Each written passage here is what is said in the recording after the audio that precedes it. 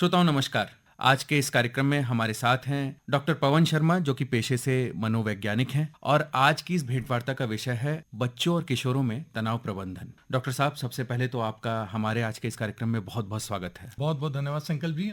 Doctor साहब, आज जहाँ तक मनोविज्ञान की बात करें, आज के समय में इसको समझने का महत्व और मेंटल हेल्थ की वैल्यू बहुत बढ़ चुकी है जी बिल्कुल। खासकर किशोरावस्था में और छोटे बच्चों में अगर बात करें, जहाँ पर एग्जाम्स का बहुत प्रेशर होता है। कुछ समय पहले, कुछ दशकों पहले ये समस्या लोगों को वयस्क होने पर आती थी, लेकिन अब आप देख रहे हैं बहुत से बच्चे तनावग्रस्त हो जा रहे हैं। आपको क्या कारण लगता है इसका? देखिए, आपने बहुत अच्छी बात बोली है और यकीनन जो भी कोई तनाव जैसी चीजें आती थी वो तब आती थी जब हम जीवन की परिस्थितियों में द्वंद में आते थे। लेकिन वो प्रतियोगिता आजकल आप देखेंगे तो बच्चों को पैदा होते ही शुरू हो जाती है।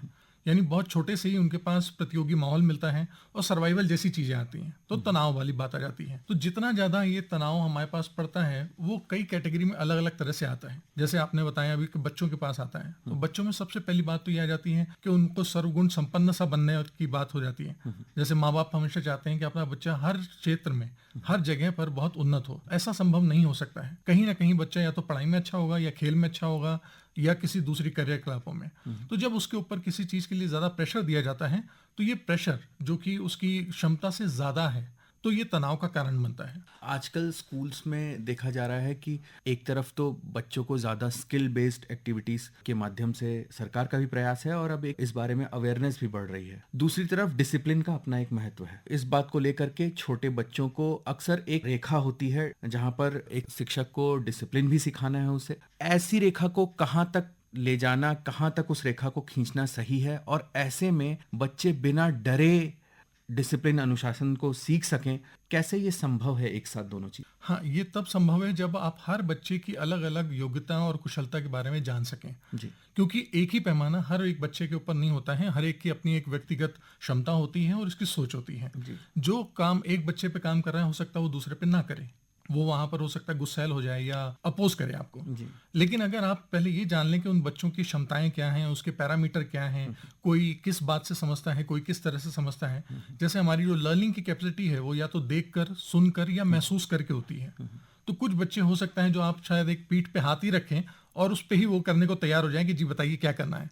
और कुछ बच्चे दूसरों को देख करके प्रेरित होते हैं, या कुछ आपके हौसला बढ़ाने वाले शब्दों को सुन करके। अगर इस तरह से हम जान सकेंगे कि हर बच्चे के साथ क्या है, तो हर एक बच्चे की रेखा अलग अलग होगी। किसी पे बहुत आसान होता है, किसी पे बहुत ज्यादा कठिन। तो इसके लिए सबसे जरूरी है कि जो अभी शिक्षक हैं हमारे, वो पहले मानसिक स्वास्थ्य और दिमाग हमारा किस तरह से काम करता है, यदि इसके बारे में उनको हम संवेदनशील करेंगे, और खास तौर से बच्चों के दिमाग के बारे में कि बच्चों की सोच उस वक्त कहाँ होती है, तो शायद ये चीजें ज्यादा अच्छी प्रभावी होंगी। और जो भी हम नीतियां लगा रहे हैं या जो भी नियम बना रहे हैं, उनका अनुपालन भी अच्छे से होगा और उनके रिजल्ट बहुत जल्दी मिलेंगे। कुछ दशकों पहले आम घरों में ये धारणा थी कि अगर स्कूल बच्चे जा रहे हैं तो शैतानी करते हैं, और शिक्षकों द्वारा उनकी पिटाई करना आम माना जाता था कि ये बच्चे को सामाजिक रूप से एक हिसाब में लाने के लिए जरूरी है। लेकिन अब शारीरिक हिंसा बच्चों के खिलाफ तो होनी ही नहीं चाहिए। मानसिक हिंसा के बारे में भी अब एक अवेयरनेस की बात हो रही है। आप इस बारे में क्या सोचते हैं कि डिसिप्लिन कहाँ से लाया जाता है? क्या उसमें घर और परिवार का भी कोई एक रोल होता है? और बच्चे को डिसिप्लिन करने के लिए क्या एक साइकोलॉजिस्ट के तौर पर आप इस बात को सही मानते हैं या नहीं? जी, सबसे पहले तो मैं आपकी बिल्कुल सटीक बात पे ही आपका समर्थन करता हूँ कि कुछ दशकों पहले जो आपने बोला, ये कुछ दशकों से ही शुरू हुआ है। क्योंकि उससे पहले हमारा जो विद्यालय था, शिक्षा के लिए ही मान रहता था। लेकिन जब से ये एजुकेशन इंडस्ट्री बन गया है, तब से उसके पैरामीटर बदल गए हैं। पहले जो हमारे माँ बाप स्कूल में भेजते थे, शिक्षा के लिए विद्यालय में भेजते थे, तो उसके पीछे एक मकसद होता था कि बच्चे को शिक्षा आनी चाहिए, चाहे जैसे आए। तो उसके लिए कई बार शिक्षक थोड़ा सा सख्त भी होते थे। लेकिन आज की तारीख में विद्यालय एक बिजनेस इंस्टीट्यूट की तरह से मिल रहा है। तो जो भी पेरेंट्स फीस पे कर रहे हैं या जो भी अलग अन्य साधनों के रूप में पैसा दे रहे हैं, वो चाहते हैं कि उनके बच्चों को सारी सुविधाएं मिलें, उसमें कोई कॉम्प्रोमाइज ना हो।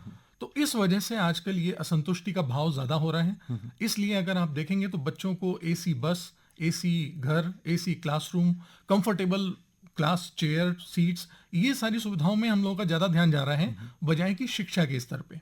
और शिक्षा पे हम लोग इसलिए ज्यादा फोर्स करना चाहते हैं, बच्चों को कभी प्रेस करते हैं कि जो बच्चे ज्यादा अच्छे नंबर लाएंगे, जो ज्यादा बहुत अच्छे मार्क्स ऑब्टेन कर लेंगे किसी कंपटीशन में, उसको एज अ ब्रांडिंग की तरह यूज करा जाता है, ना कि दूसरे बच्चों को प्रेरित करने के लिए। आप देखेंगे ऐसे बच्चों के नाम हमेशा उस वक्त ज्यादातर बोर्ड में और हाईलाइट होते हैं जब एडमिशन सीजन आता है। तो ऐसा इसलिए हो रहा है कि जब से ये व्यापारिक सोच आ गई है, तो यकीनन हमें अपनी सोच थोड़ी सी बदलनी पड़ेगी, और शिक्षा में हम लोगों को व्यवसाय को जोड़ना नहीं होगा। अगर ऐसा तालमेल हो तो आसान होगा। और यहीं पर जो आपने बात उठाई कि माता पिता को अगर ये बात पता हो, तो माता पिता सबसे पहले बच्चे को ये संवेदी कर दें कि देखो बेटा, स्कूल में जा रहे हो तो वहां शिक्षा और शिक्षक ये इनका राज्य है, ये मेरा नहीं है। यदि आपको वहां पे कोई पनिशमेंट मिलता है, सजा मिलती है, तो वो आपकी बेहतरी के लिए है, और उसमें हम आपका योगदान कर सकते हैं, ना कि हम शिकायत करेंगे। क्योंकि आज की तारीख में ऐसा हो रहा है कि बच्चे जैसे ही कुछ शिकायत करते हैं, किसी टीचर ने डांटा है हमारा, तो पिताजी और माताजी जो उनके परिवार के लोग हैं, वो उनके वकील बनकर के तुरंत वहां लड़ने पहुंच जाते हैं। तो ये सोच बदलनी पड़ेगी, क्योंकि शिक्षा और व्यवसाय दो एक साथ नहीं चल सकते। किशोरों में आजकल देखा जा रहा है कि करियर को लेकर के जल्दी उनमें अवेयरनेस आ रही है, और उसके लिए वो पूरी तरीके से अपने आप को कह लीजिए कि समर्पित कर दे रहे हैं। उस बात का उन पर स्ट्रेस भी रहता है, और कई बार मनचाही सफलता ना मिल पाने के कारण तनाव उनमें बहुत ज़्यादा बढ़ जाता है। कई बार इसकी बड़े दुष्परिणाम अखबारों में देखने को आते हैं। लेकिन अगर ऐसा ना भी हो, तो कई बार वो अपने आप को फेलियर समझ करके बहुत सारी दूसरे रास्ते अपना लेते हैं, जहां वो अचीव नहीं कर पाते हैं जो वो शायद किसी और फील्ड में जा करके, किसी और क्षेत्र में जा करके हासिल कर सकते थे। कैसे इस तनाव को समझा जाए और इसका प्रबंधन किया जाए? जी, आपने अच्छी बात कही है। आपके माध्यम से मैं सारे अभिभावकों को बताना चाहूंगा और जागरूक भी करना चाहूंगा कि बचपन के बाद हमारे यहाँ पर एक अवस्था आती है किशोरावस्था, उसके बाद आती है युवावस्था। लेकिन आज के परिवेश में वो किशोरावस्था गायब हो गई है। आज का बच्चा बचपन के बाद सीधे युवा होना चाहता है, और उसके पास सारे साधन भी उपलब्ध हैं जो कि वो युवाओं की श्रेणी में आता है। जैसे वो पैसे कमाने में, शौक में, चाहे वो साधन इस्तेमाल करने हो, वो सारी रेस युवाओं से लेता है। वो किशोरावस्था जो एक ऐसी एज थी जहां पर ट्रायल और एरर, गलतियां, सीखना, समझाना, हंसी खेल, वो सब इंक्लूड था, लेकिन वो अब इस वक्त गायब हो गया है। तो छोटे बच्चे इस वक्त तुरंत अपने आप को कॉम्पीट करते हैं बड़े युवाओं से, उसमें वयस्कों से जुड़ते हैं, उसमें वो सारे शौक करना चाहते हैं, वो सारे साधन उपलब्ध कराना चाहते हैं अपने पास, जो कि एक बड़े वयस्कों में होते हैं। तो यकीनन जिस चीज़ के लिए आप अभी तैयार नहीं हैं, वो चीज़ें अगर आपके पास आएंगी तो उनको आप बेहतर तरीके से हैंडल नहीं कर पाएंगे, उनको आप ठीक से सुचारू रूप से रख नहीं पाएंगे। और दूसरा ये कि वो समय से पहले चीज़ें मिल जाना, उसके लिए रुझान और उसके लिए आपका जो त्याग या परिश्रम था, वो सब खत्म हो चुका है।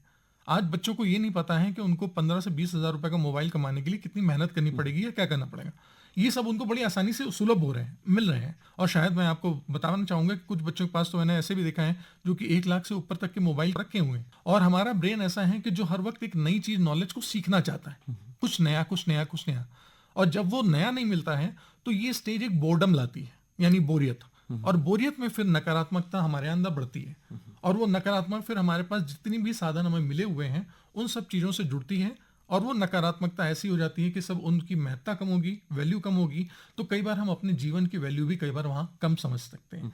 इसलिए बच्चे कई बार छोटी छोटी बातों के लिए, टीवी देखने से मना करा तो उन्होंने आत्मघाती कदम उठा लिए, कुछ कई दोस्तों के साथ जाने से, या कुछ ऐसे छोटे प्रोग्राम, कुछ ऐसे काम जो शायद हो सकता है उस परिवार के समय में नहीं काम कर रहे हों, उस पे भी बच्चे आजकल बहुत बुरे बुरे हालात में कदम उठा रहे हैं। और दूसरा, आपने जैसे आत्मघाती कदम की बात करी, वो उसके साथ नशा भी एक ऐसे ही तरह है, क्योंकि वो नशा उनको कहीं ना कहीं कुछ समय के लिए वर्तमान से विरक्त करता है और उनकी कल्पनाशीलता को आगे बढ़ाता है।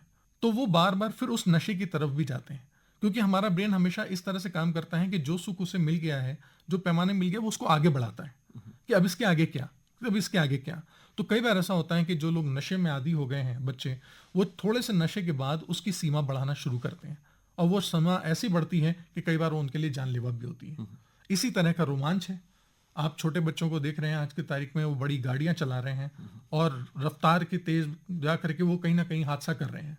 वो सिर्फ इसीलिए क्योंकि नया रोमांच चाहिए, और वो इसलिए हो गया है कि आजकल उनको जो सुलभ चीजें मिलनी थी वो एक समय से पहले मिल रही है, तो वो उनके लिए बोरियत ला रही है। इसलिए मैं आपके माध्यम से सारे पेरेंट्स को बोलना चाहूंगा कि पहले तो उन बच्चों को उन चीज़ों की महत्ता बताएं, और एक पैमाना सेट करें कि हाँ, आपको कब ये चीज़ मिलेगी, जब आप इसके लिए लायक हो जाएंगे।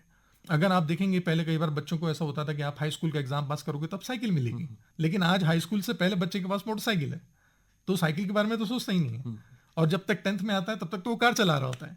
तो पैमाने ही बदल गए। इन सारी बातों के बीच जहां हम किशोरों और बच्चों में तनाव प्रबंधन के बारे में बात कर रहे हैं, किस तरह की परवरिश अभिभावकों को देनी चाहिए जिसमें ये प्रबंधन आसानी से हो सके?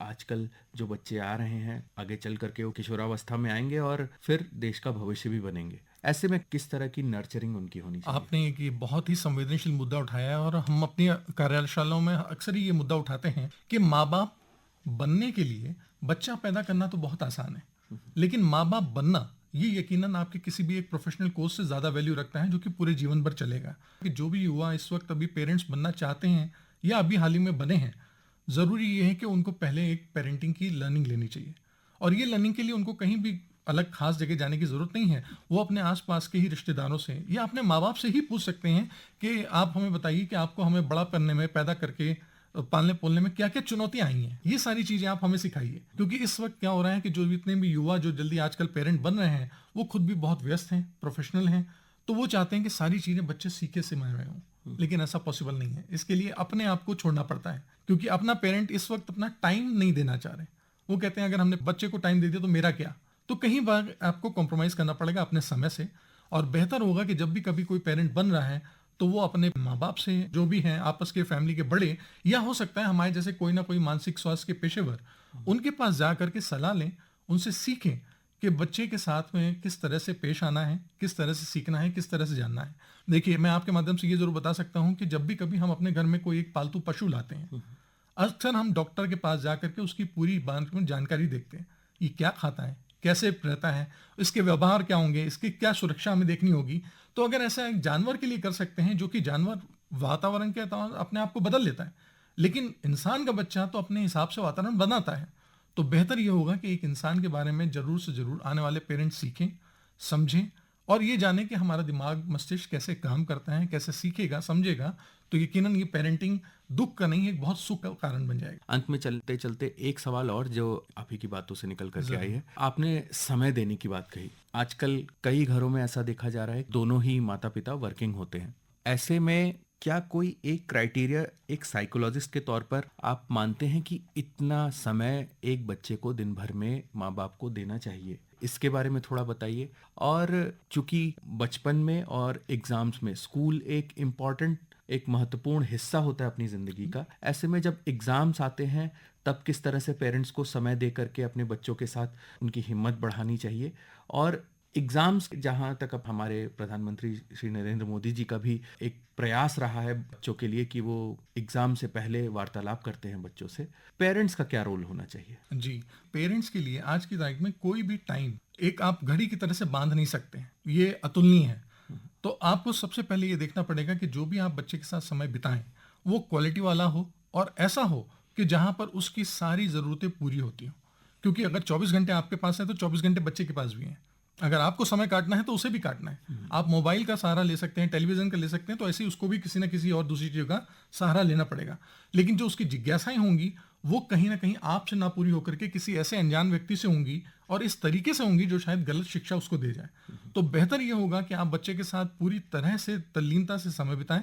उस समय के लिए आप अपना मोबाइल, टीवी के गैजेट्स या और भी कोई ऐसी चीज़ें हैं उनको आप दरकिनार करें, और वो समय क्वालिटी सिर्फ आपके बच्चों के लिए होना चाहिए। यदि आपके माध्यम से मैं किसी भी पेरेंट से पूछूं कि आप इतना सारा काम क्यों कर रहे हैं, दिन के 16 घंटे 18 घंटे काम क्यों कर रहे हैं, तो उनका शब्द ये होगा बच्चों के लिए। लेकिन असल में वो बच्चों के लिए समय ना दे करके बाकी सब कुछ कर रहे होते हैं। और अगर वो बच्चा समय मांगता है तो ज़्यादा ज़्यादा उसको सामान दे देंगे या पैसे दे देंगे। हमारी साइकोलॉजिकल भाषा में इसको हम गिल्ट मनी कहते हैं, कि पेरेंट्स कहीं ना कहीं कह रहे होते हैं बेटा मुझे माफ़ करना, समय नहीं है, तू मेरे से पैसा ले ले या साधन ले ले। तो बेहतर होगा कि बच्चे के साथ समय बिताइए, उसके एक ऐसे नज़दीकी दोस्त बनिए जो अपने जीवन में परिवर्तन जब भी महसूस कर रहा हो तो सबसे पहले वो आपसे शेयर करे, आपसे बात करे, और आप उसको हमेशा इस बात के लिए तैयार करिए कि सिर्फ शिक्षा में ही आगे नहीं आना है, जीवन के मूल्य सिखाइए। क्योंकि कई बार बच्चे एग्जाम में पास नहीं हो पाने से या नंबर कम आने में वो अपने जीवन का मूल्य घटा देते हैं, वो अपने जीवन को स्वाहा कर देते हैं। तो आपको ये बताना पड़ेगा जरूर कि जीवन का मूल्य ज्यादा है, ये एग्जाम आते रहेंगे, आगे भी बढ़ेंगे, लेकिन अगर जीवन का मूल्य अच्छा होगा तो यही बच्चे जो बड़े होंगे तो आपके बुढ़ापे के लिए एक बहुत अच्छे आपका सहारा भी बनेंगे और आपके सम्मान के लायक भी बनेंगे। डॉक्टर पवन शर्मा, आप हमारे इस कार्यक्रम में आज हमारे साथ आए स्टूडियोज़ में, और आपने बच्चों और किशोरों में तनाव प्रबंधन पर इतनी महत्वपूर्ण जानकारी हमारे साथ साझा की। इसके लिए आपका बहुत बहुत धन्यवाद। आपका भी बहुत बहुत धन्यवाद। हमारी तरफ से बहुत बहुत नमस्कार।